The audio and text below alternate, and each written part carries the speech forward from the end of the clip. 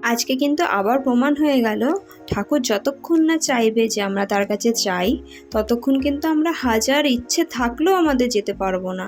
ঠাকুর চাইলেই আমরা যেতে পারবো। তো হ্যালো এভরিওয়ান, তোমরা সবাই কেমন আছো? আশা করি তোমরা সবাই খুব ভালো আছো। তো দেখতেই পারছো রেডি সেডি হয়ে বেরিয়ে পড়েছি। ভিডিওটা দেখে আশা করি বুঝতে পারছো যে কোথায় গেছিলাম। তো আমরা গেছিলাম বড় মার কাছে। তো আমরা বলতে ভিডিওটা দেখো, তোমরা দেখতে পারবে আমরা কে কে গেছিলাম। তো প্ল্যানটা কিন্তু হঠাৎই, দুপুরবেলায় আমি তো অফিসে ছিলাম, কাজ করছি। হঠাৎ আমার দুই বান্ধবী ফোন করলো, দুজন একসাথে কনফারেন্সে, যে এরকম বড় মার কাছে যাবি, দর্শন করতে যাব। তো আমি বললাম দেখ আজকে তো বুধবার, আর আজ সারাদিন তো খেয়েছি, ধর আঁশ জিনিসটা খেয়েছি, তো যাব, কেমন একটা লাগে না। তখন বললো পুজো দেবো না, আমরা দর্শন করে চলে আসবো। তো সেই হিসেবে ঠিক করলাম, ঠিক আছে চল যাব। তো সেই বুঝে কাজবাজ সেরে আমি ধরো 3:30টার সময় বেরিয়ে গেছি অফিস থেকে। আগে একে দেখে না, এ হচ্ছে শম্পা। এর মেন উদ্যোক্তা, কিন্তু এ কিন্তু সবার লাস্টে এসছে। বনি সবার প্রথমে গেছে, আমি তারপর গেছি, তার অনেক পরে এসছে। তো দেখো আমরা তিনজন কিন্তু যাচ্ছি। তো হ্যাঁ, যেটা বলছিলাম, তো আমি অফিস থেকে 3:30 পৌনে 4টে নাগাদ বেরিয়ে গেছি, দিয়ে ফুল নিয়ে তারপর আমি বাড়িতে চলে এসেছি। তো আমি জানি আজকে বুধবার আমি শ্যাম্পু করতে পারবো না, আমি ভালো করে মাথা ধুয়ে স্নান করে নেবো, দিয়ে যাব। কারণ আমার পার্সোনালি আমার না ওই খেয়ে বা আজ জিনিস খেয়ে না আমার ঠাকুরের কাছে যেতে আমার ঠিক ভালো লাগে না। তো সেই জন্য আমি যাব, সেই হিসেবে চলে এসেছি।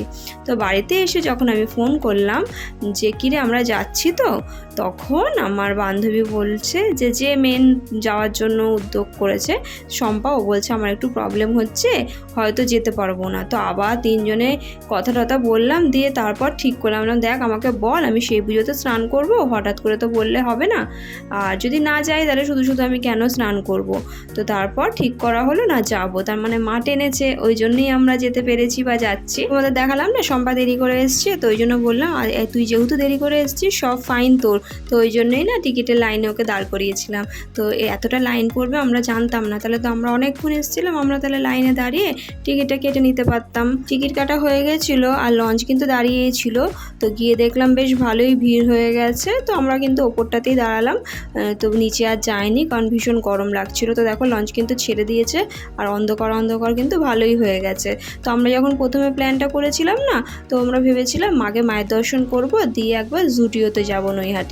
তো তারপর যখন প্ল্যানটা চেঞ্জ হয়ে গেল, তো তখন আর বললাম যে দরকার নেই, যখন প্রবলেম হচ্ছে তাহলে মায়ের দর্শন করেই চলে আসবো। আমার ক্যামেরাম্যানের কায়দা দেখেছো, একদম এদিক ওদিক সেদিক করে মানে ক্যামেরা করার ঘটা কি।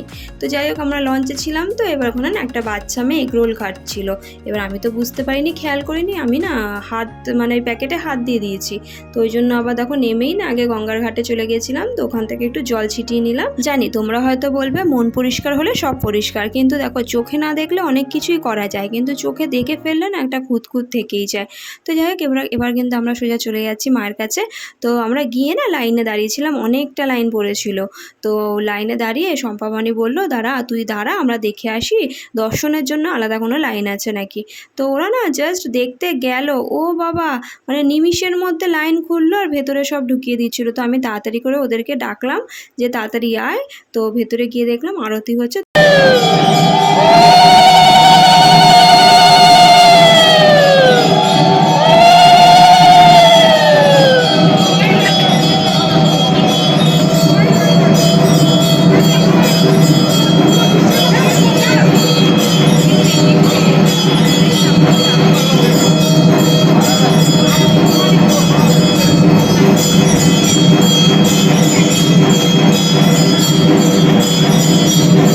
আমরা কিন্তু ভালো সময়ই গেছিলাম, তো তোমরা শুনতেই পেলে আরতি হচ্ছিল।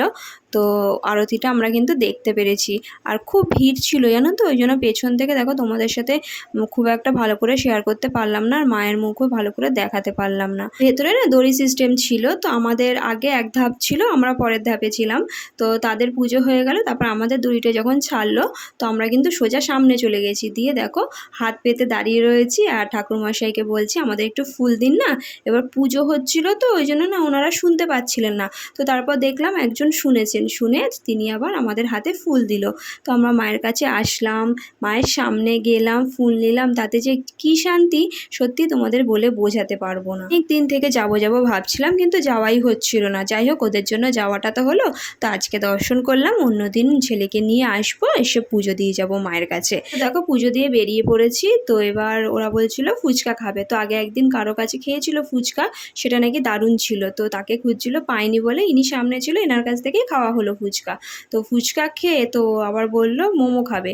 তো এখানেও নাকি আগের দিন ওরা নর্মাল চিকেন মোমো খেয়েছিল, তো সেটা নাকি দারুণ ছিল। তো ওই জন্য আমরা কিন্তু এখানে আসলাম খেতে। তো দেখো আমি কি সুন্দর ক্যামেরা করে দিচ্ছি। তো আমি শম্পাকে বললাম, শম্পা একটু ভিডিও করে দে আমার। ও বনিকে বলছে একটু ভিডিও করে দে। ও নাকি ভিডিও করতে পারে না, মানে কেমন মেয়ে চিন্তা করো, দেখছো কেমন কাঁপছে এদিক ওদিক করে।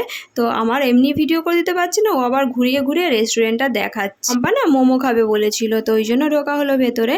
তো গিয়ে বনি আবার ললিপপ অর্ডার করলো। তো ললিপপ খেতে খেতে তারপর আবার ফ্রাইড মোমো অর্ডার করা হলো। তো আমরা কিন্তু আমি আর শম্পা বলেছিলাম যে একটাই নিয়ে আগে খাই তারপর নেব, কিন্তু বনি না 2 প্লেটই।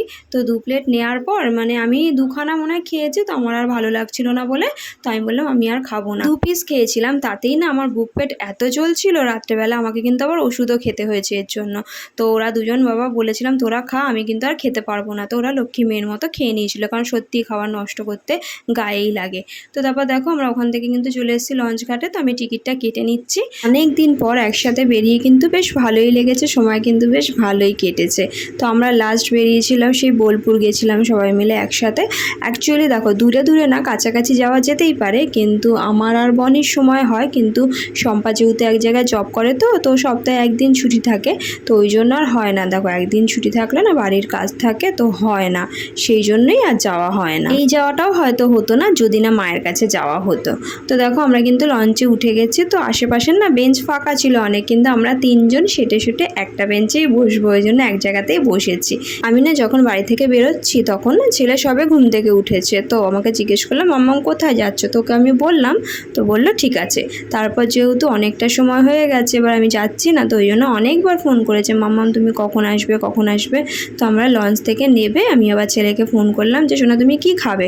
তো বললো আমি ভুট্টা খাবো। তো ওই জন্য দেখো ভুট্টা নিতে চলে এসেছি। তো বনি শম্পা ওরা না অনেকক্ষণ দাঁড়িয়েছিল, তো ওরা কথা বলছিল। তো ওই জন্য আমি বললাম দেখ দেরি হয়ে যাচ্ছে আমি চলে যাই, দিয়ে আমি দেখো টোটো করে বেরিয়ে এসেছি। দেখো চৈত্র সেল শুরু হয়ে গেছে, কিন্তু তোমরা কি কেনাকাটা শুরু করেছো? আমার কিন্তু এখনও শুরু হয়নি। তো দেখো এবার আমি সোজা চলে যাবো বাড়ি। তো আজকের ভিডিওটা এই পর্যন্তই। তোমাদের কেমন লাগলো অবশ্যই জানিও, আর ভিডিওটা ভালো লাগলে লাইক কমেন্ট শেয়ার করতে ভুলো না কিন্তু। Bye bye.